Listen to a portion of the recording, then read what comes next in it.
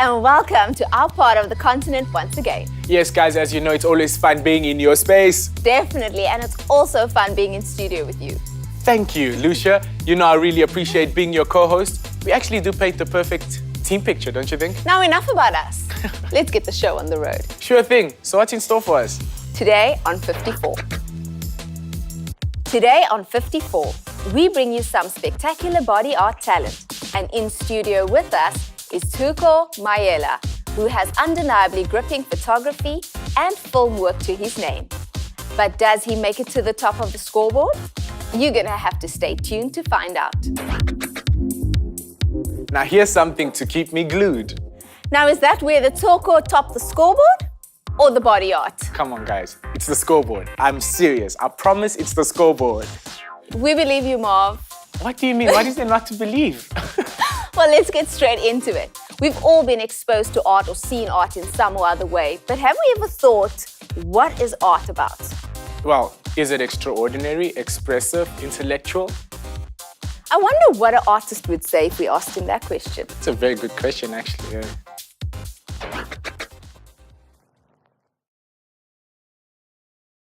Art is a form of expression and definitely a creative and gifted skill. 27-year-old Limpopo-born Tsoku Maela shares with us how he uses photography art to reflect on his emotional and spiritual journey. Tsoku, fantastic having you in studio with us. Thank you for joining us. As she said, it's so great having you in studio. Let's get straight into it. Tell us more about you and more about what you do. Oh, cool. It's such a pleasure to be here. Thank you so much for having me here. As a lot of people may know, my name is Tsoku Maela, and I come from the Limpopo province. I'm a photographer and a filmmaker and a scriptwriter for the show Hectic Man 9. So basically I tell stories of anything and anything I find inspiring, at least. And I try to relay that message to the public. So when did it all start? The arts, the photography. Photography for me started about 2 years ago, 2014. It's not something that I've always wanted to do in any way. I never thought I'd become a photographer. Before that, I was studying biochemistry and chemistry at the University of Cape Town. And then I left that life to kind of like go into storytelling. So I never really planned for it to happen in any way. So 2 years ago, it's like, it just picked up. You know, just the need to create just started coming up, and I did start creating.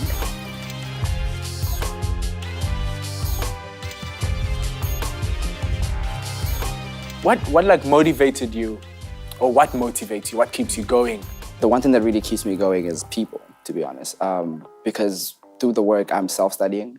Like I'm studying myself, but I live in an environment, in a society, in a world that's got different ideas. You know, people got different cultures. So I find myself in the middle of that. So I'm not looking inside out or outside in. I'm a part of it. You know, so people and their stories keep me going constantly. How I can learn from the next person. You know, I can't study how to become a better human being from a book. Yeah. You know, people's stories, really like different experiences. We draw from that. So that keeps me going. How I can help them learn something that I've learned through the work. You know, taking stories and just sharing them into one body of work, if I can put it that way, yeah.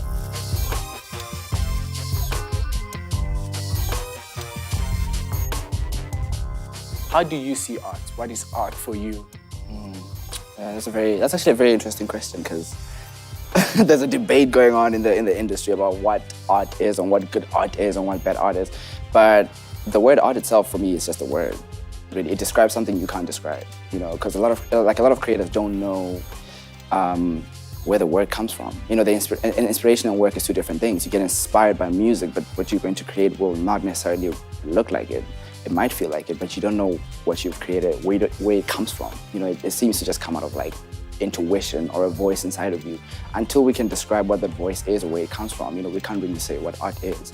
But if I was pushed for an answer like I am right now, I'll probably say that art is no pressure, man. No, I mean, like really, it's really just like a code or like a symbolizing of human morals, what the core values of humanity, how we're supposed to be living in harmony as a people. You know, we tend to forget that. You know, especially during times like these where the world's economy seems to be going south. You know, there's a rise in poverty and you know just a lot of problems, and we're on the verge of war in a way. So people tend to gravitate towards art because we remind them of those core values as people, what we should be doing to preserve our humanity in a way.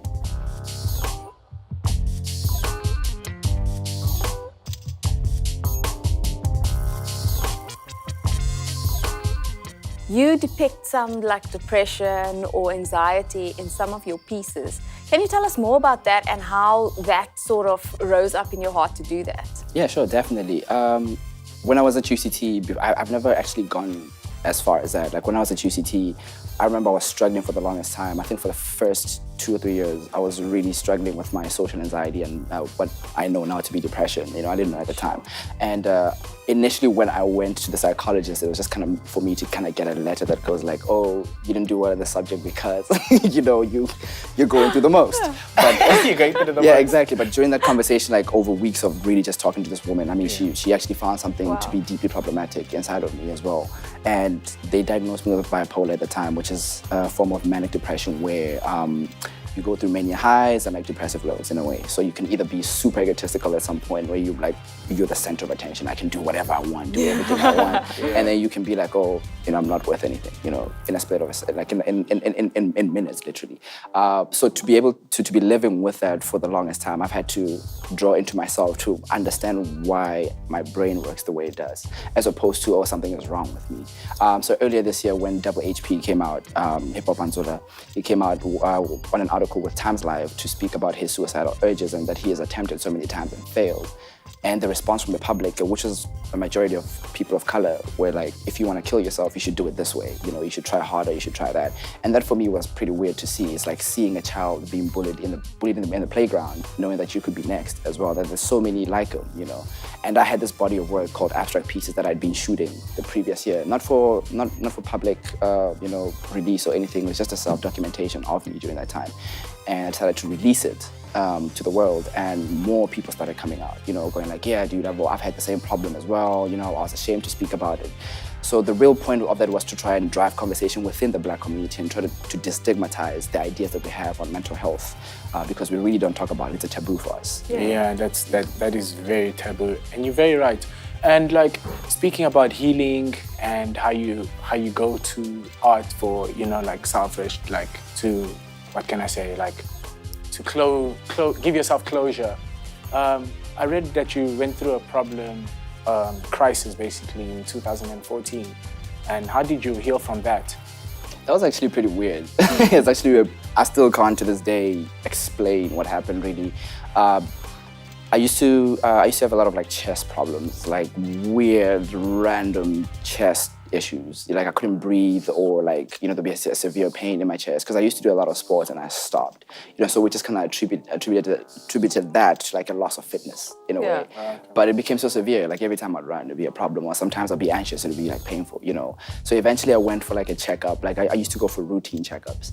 And the one time that I went there, my chest literally closed up during this checkup and I couldn't breathe and I just collapsed in front of them. And luckily for me, I was at the hospital. So they just admitted me for like 5 days and they ran tests on tests on tests. And on the 5th day, they still had nothing. And my medical aid had run out. So they had no choice but to let me go home. So I just kind of like, during that time in the hospital, I had a conversation as well with a guy who was in there. And he said something quite inspirational about how he left his country, which was war-ridden at the time, not to be part of the war, but to chase his dreams as an engineer, to kind of like use his hands to build something as opposed to, you know, destroy, like cause destruction in a way. That really inspired me because at the time I knew I had ideas and I knew I was kind of talented, but I wasn't really doing anything with it. I just had all these ideas. So when I left the hospital, I figured I have nothing to lose, man. Like I could have lost my life there and that could have been it. So I really have nothing to lose to just try to do stuff that I like. And when I got home, I took my first photograph and I posted it online. And yeah, since then it's just been like constantly nonstop.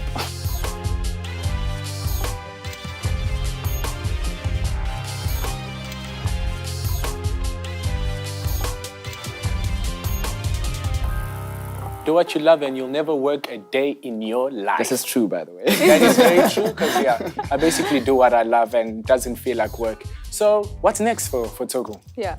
At the moment, I don't know yet. But yeah, I know whatever I do from now on, I'll be learning. You know, I'll constantly be learning. You have to learn constantly in your craft, in life, in anything that you do. I know that I'll be learning. I feel like there are areas I could improve on.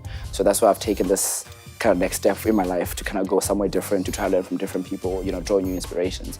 But yeah, whatever I'll be doing, you know, I'll be creating still with a social perspective in life, in view, or a spiritual angle to it, because these are things that I'm passionate about. You know, I'll never veer away from that for monetary gain or whatever reason. You know, I'll try to stay true to who I am constantly. I like what you said about learning. Wherever you go, you're learning. I actually heard someone said that he doesn't take a job, he takes a paid internship. So wherever he goes, he's just learning and he's just adding to himself and equipping himself. So that's so awesome. And that's what we should be doing. Wherever we go, just learn. It's not about what you get paid. It's about equipping yourself. So that was awesome. I love that. I love that. There's too many notes. I think that we should have actually had like a memo pad. Yeah. I was like, writing notes. Okay, fine. And we definitely have to rewatch this so we can take these I'll notes. take notes, man. You know, like, speak about as well, another thing, where you go, like seeing different things, and could you get inspired by being in different places? Have you been anywhere around Africa? Oh, man, I would love nothing right now more than to just be in a different African country. I was actually showcasing one of my series in Lagos recently, and I was supposed to go, dude, but you know, some things happened. I couldn't go. You know, I had to sit back. But like, I would love to go to Mozambique. I'd love to go to Nigeria. You know, I just love to see more of African countries before I see overseas, because this is where I was born. This is where my heritage is. You know, so I'd love to see more of that. Okay, so if we quiz you on any country in Africa, how much do you think you would get out of 10? Dude, I am terrible at general knowledge. So I'm not even gonna hype myself up. Why is that everyone's question? I'm going to put myself down answer? so I can just, like, you know, exceed that bar. Dude, I don't know. It's just like, there's so much to know about Africa, dude. Like, there's just so much to know. Yeah. You know, it's almost impossible. But I'll try my best. I'll try. Well, you're the one that knows the art. Maybe the art of answering questions is where I'm gonna test you a bit. I'm with that. I'm putting you on the spot, man. Okay. You should paint the perfect picture of Africa answering for us. You know, like, perfect picture of the quiz.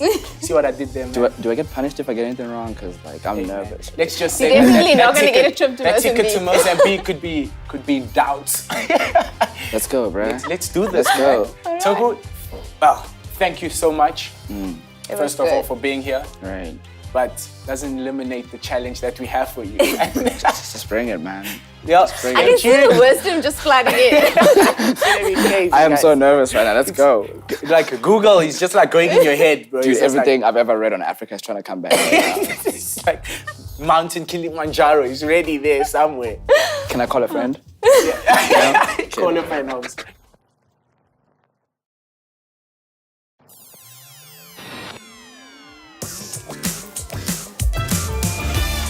We all know Africa is the second largest continent in the world, made up of 54 countries. So choose a piece representing a couple of countries and fit it into the Africa puzzle. You will then be tested on your knowledge. And if your general knowledge is less than general, Ray is there to put you back on track. Your score will be added to the 54 scoreboard. The aim is to try and remain at the top of the board.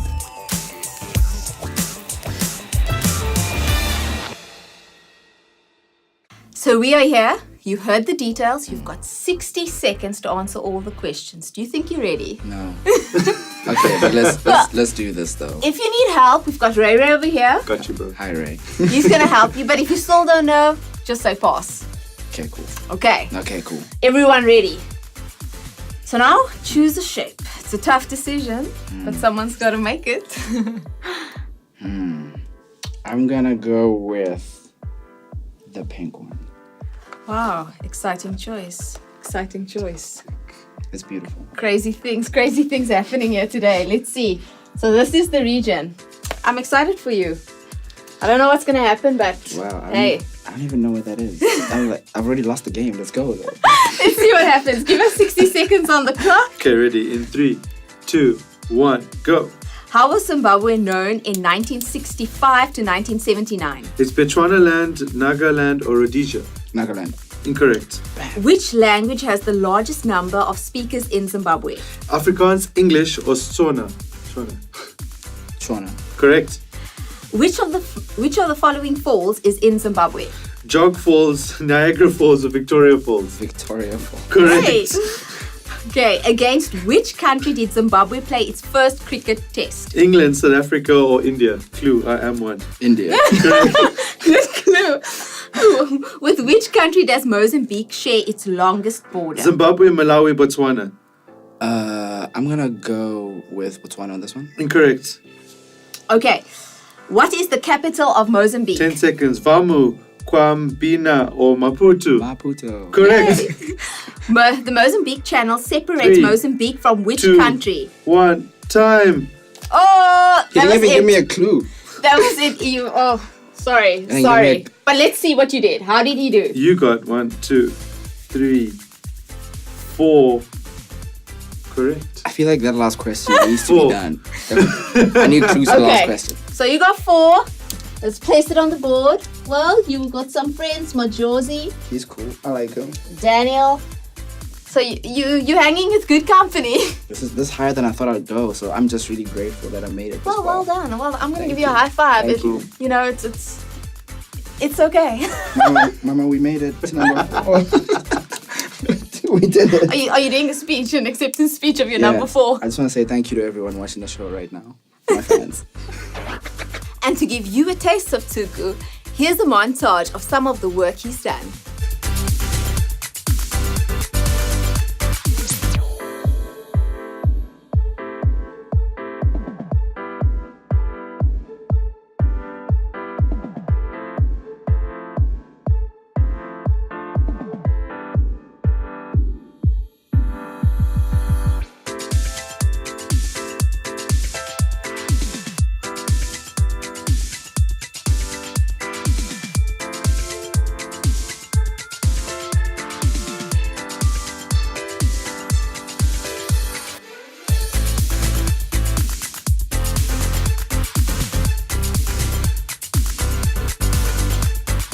Isn't it intriguing how artists can portray so much, but we don't even appreciate it? It's definitely a true story of unspoken words. Yes, sometimes artists don't even receive half the recognition they deserve. That's so true, but fortunately, Body Spectra provided a platform for upcoming artists to put their best finger forward.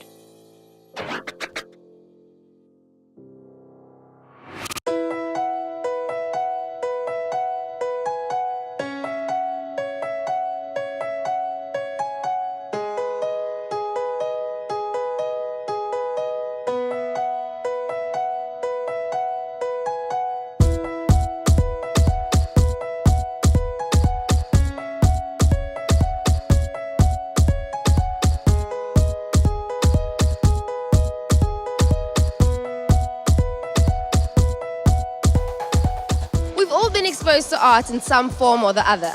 The big question is, what is art?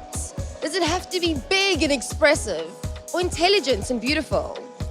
Well, from what I'm seeing here today is that there might be a few people that might be able to help me answer that question. All I know is it definitely takes a lot of skill and the gift of creativity.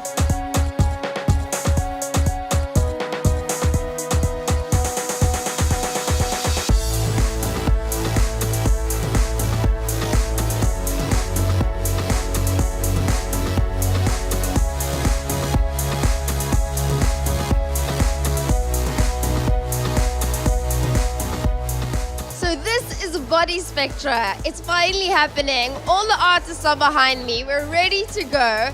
And I absolutely can't wait to see what they've come up with. Let's meet them. Hi, guys. So I think I've just found one of the creatures from The Little Mermaid. If you just guys come with me. Wow, it's just everything that I've ever wanted. There's glitter, there's sparkles, and you are the creator of this amazing outfit. Hi, what is your name? I'm Savannah.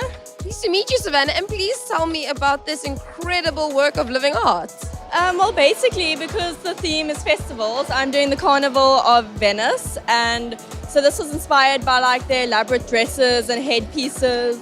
So I basically painted a corset and made the skirt and this headpiece. So please tell me about this amazing Indian. The festival is called Powwow.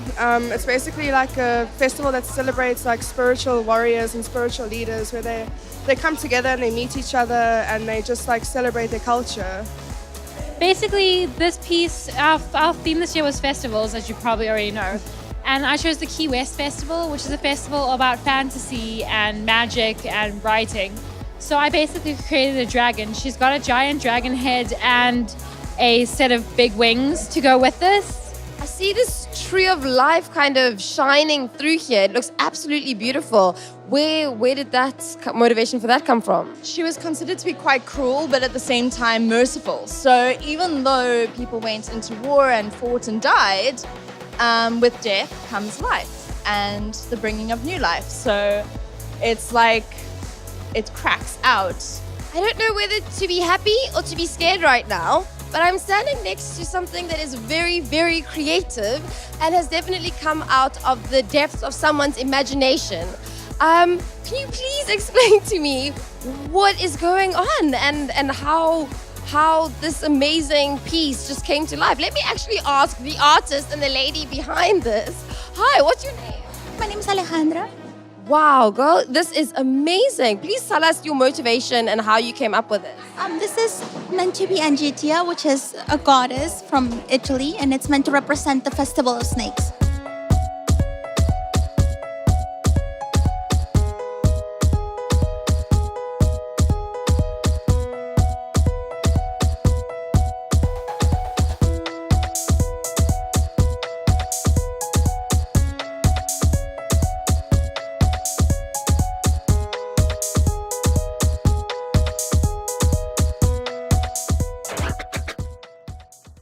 Now that was totally unbelievable. It was next level art. It was fabulous. Exactly what she said, guys. But that's all we have in store for you today. I hope you were inspired. I'll leave you with this quote. Just because you're different from other crayons in the box does not mean you can't create the perfect picture. That is so good. That's such a good quote. Please write to us. We'd love to get to know you and hear your story.